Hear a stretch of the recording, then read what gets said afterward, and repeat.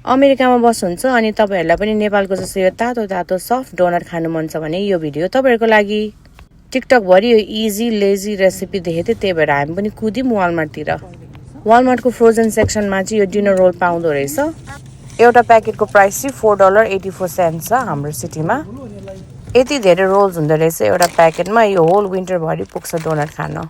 Calorie count गर्दै हुनुहुन्छ भने चाहिँ एउटाको 100 क्यालोरिज हुँदो रहेछ है। फर्स्टमा यो रोललाई चाहिँ थ गर्ने, थ भइसके पछाडि यो डोनटको शेपमा ल्याइहाल्ने। यो डो राइज भइसके पछाडि चाहिँ एकदमै स्टिकी हुँदो रहेछ अनि यो डोनटको शेपमा ल्याउन नै एकदमै गाह्रो हुँदो रहेछ। त्यही भएर यसलाई अगाडि नै यो डोनटको शेपमा ल्याएर यसलाई राइज हुन दिने। राइज भइसके पछाडि चाहिँ यस्तो देखिन्छ। जति धेरै राख्यो त्यति फुलिन्छ यो डो। त्यसपछि एउटा प्यानमा तेल तताएर यसलाई मिडियम हिटमा फ्राई गर्ने। अगाडि पछाडि फ्लिप गर्दै फ्राई गर्ने। एकदमै चाँडै यो पाक्दो रहेछ, त्यही भएर यसलाई चाहिँ छिटो छिटो फ्लिप गरिहाल्नुपर्छ। त्यसपछि डोनट पनि रेडी हुन्छ। हामीले चाहिँ आज डोनट चियासँग खाइदिउँ भनेर एकदम मिठो कडक चिया पकाएर खायौँ। एकदमै सफ्ट फ्लफी तातो तातो नेपालको जस्तै भएको थियो। एकदमै मिठो भएको थियो। हजुर पनि ट्राई गर्नु होला।